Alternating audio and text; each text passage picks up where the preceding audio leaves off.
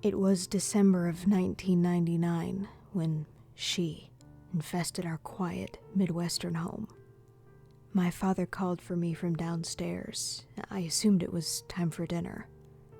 He was standing at the bottom of the stairs and had his hand up in an effort to keep me from coming down. The moment I saw the panic in his eyes, I knew something was wrong. "I want you to listen to me very carefully," he said. My heart started to race as he continued. "It's very important that you keep your eyes on me. You're going to notice someone else in our home, but you must ignore her as much as possible."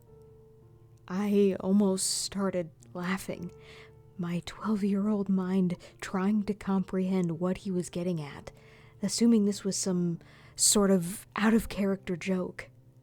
Before I could respond, he continued, "She's going to whisper things, follow you, and whatever else she can to get your attention. It's going to be very difficult, son, but you must never interact with her.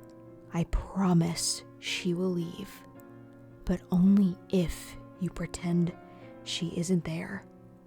And try not to think about her. Promise me." There were so many things I wanted to ask him, but I was too frightened and confused. I managed to spit out, "Okay, Dad." "All right, come downstairs. It's time for dinner. Hurry. I've made her stronger just by telling you, but I had to. I can't afford you looking at her by mistake. Trust me. Now stay focused," he barked. I did as I was told and slowly crept down the stairs, keeping my eyes glued to my father's as he backpedaled into the kitchen. I felt the temperature drop significantly as I reached the first floor. I smelled a familiar, sickening and sour scent in the air. It reminded me of the time a raccoon died in our wall and stunk up the house for a whole week. My father and I sat down at the table at the same time. My sister was across from me, her head hung, and her eyes stared at the empty porcelain plate in front of her. My mother pulled a casserole out of the oven. Her eyes were swollen and tear-stained. I kept my focus on my family, but out of the corner of my eye I could see a blurry mess of dark, matted hair and sickly gray skin.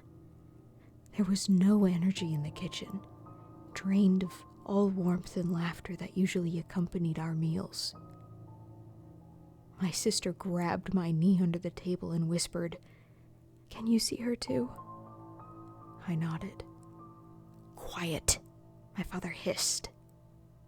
The woman walked forward with wet, crackling footsteps. The smell was nauseating. She crept towards the table, stopping directly behind my sister, only a few inches away, and rested a decrepit hand on her shoulder. She winced in fear and stared at me. I immediately put my head down. My mother served our dinner, doing her best to pretend as if everything was okay. I could see my father clutching my sister's hand underneath the glass table in an attempt to keep her from completely losing it. My sister spent the entire dinner with the skeletal hand on her shoulder. Nearly inaudible whispers spewed from the woman's mouth and filled the room like white noise. And that's how we lived for months, doing our best to live a normal life despite the ever-present unwanted guest. Even if we left the house, she was somehow able to follow us all. Whenever the four of us were in the car, she could be seen in the rearview mirror or standing on the side of the road. My parents never let anyone visit. and never let us stay at friends' homes during the months of hell. We were able to whisper to one another when it was absolutely necessary to discuss her presence, if she wasn't too close. My father made us promise to never tell anyone. That was the only way to quarantine her, the parasite of attention. We concluded that she infected a single household at a time, unable to be seen by anyone outside of the home unless their mind had been tainted with the knowledge of her existence.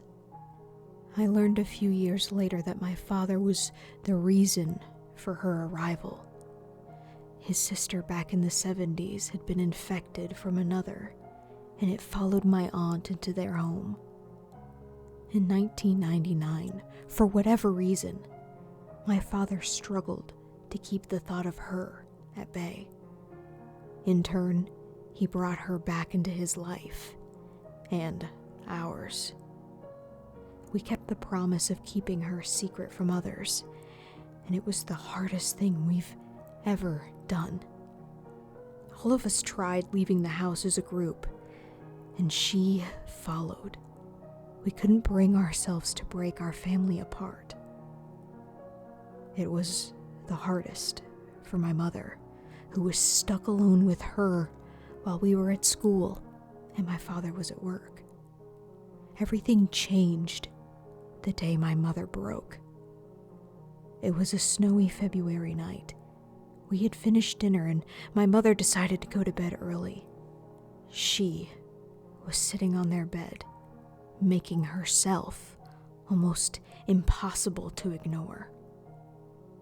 My mother couldn't take it. I heard her screaming from the bedroom, demanding that she leave us alone. My father sprinted upstairs to try and stop her. That was the last time I ever saw my mother. A pool of blood on the white carpet was all that remained. The woman was still there, but my mother was gone. In the following weeks, she whispered to me. She told me I could see my mother again. All I had to do was look and ask how. I never did.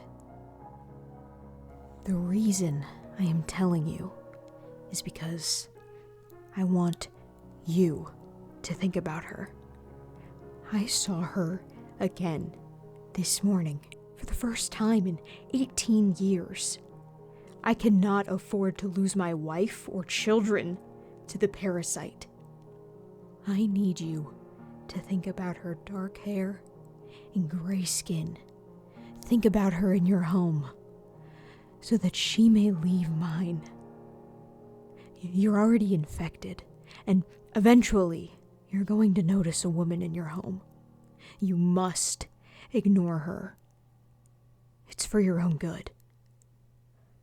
I am so sorry.